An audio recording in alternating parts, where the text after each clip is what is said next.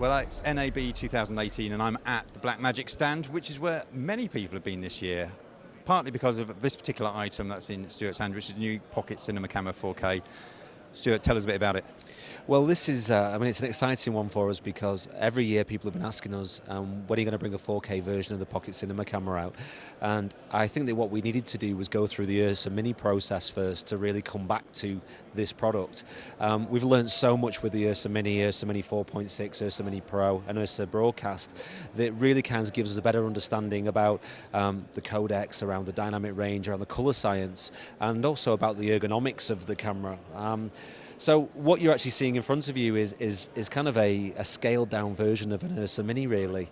13 stops of dynamic range, raw recording, both lossless, 3.1 and 4.1 Cinema DNG. We've also got on there as well ProRes, so we've got 422 HQ all the way down to ProRes Proxy. We've got huge ISO range in this camera, so it's dual ISO 400 and 3200, goes all the way to 25,600. So, if you're working within a dark environment, you're going to get some really nice clean images. The other part of that as well is it's got frame rates which people have been asking about.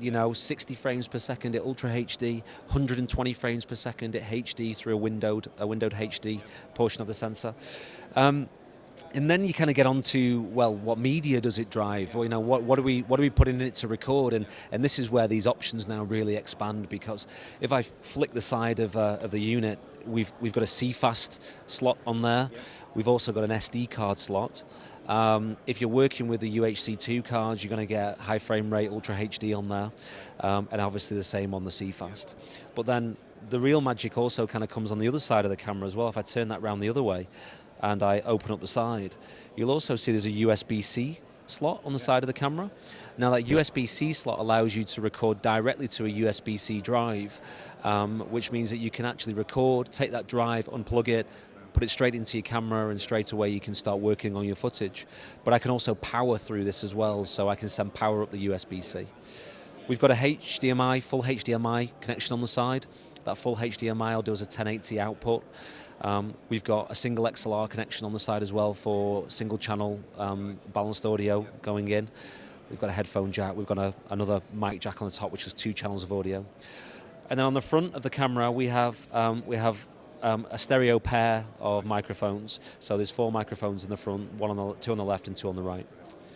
And then you kind of then get around and you start to look at the functionality of the camera. Now, everybody who's familiar with our video assists and who's familiar with our Ursa Mini cameras will know that we've now integrated a lot of the menu control through touchscreen. So if I hit the menu button down here, I've now got all of the touchscreen menus that people are familiar with. We've also put in there as well, obviously, the lookup tables, but one nice feature with this is you can actually bake that lookup table into the image if you wanted to. Once you're actually back into the main viewing of the screen, and in terms of looking at what you're filming, you've actually got a series of menus at the top and bottom that can navigate you around certain areas. So we can see at the moment we're highly exposed, but we could actually reduce that quite simply if we hit the auto iris button. And you can see now that because I've selected ISO, we've got everything there from 200 all to 25,600. Another nice function is we've got a high frame rate button on there as well. So at the moment you can see we're shooting 2398, but if I was to hit that high frame rate button, it's actually gone now to 30 frames per second, but we can actually set that to go to 60 frames at Ultra HD, so with a single button. On the top of the camera, we've got 3 function buttons. Those 3 function buttons allow us to pre-program what we want those to do. We've got then an ISO, a shutter, and a white balance button, which we can select and then use the front jog wheel to navigate through each of those settings.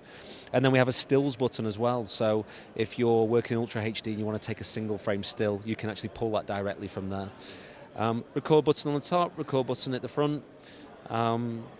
3/4 inch screw mount on the top and bottom for gimbal use and for other sort of tripod use.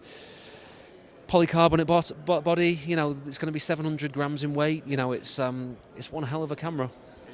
It did look amazing. We've had a quick look around, and when you say it's like a a pocket-size Ursa Mini Pro, you're kind of right. I mean, you look at it and you feel like, yes, this is an Ursa Mini squashed down into a smaller body. Truly amazing. Everybody's going to ask, when are we going to expect to see this out on the wild? Well, the great thing is we've broken the back of it in terms of the development and in terms of where we are with the sensor work on it. We're very confident it's going to be September. You'll probably notice that in the last probably 18 months, we've only announced and shipped at the same time.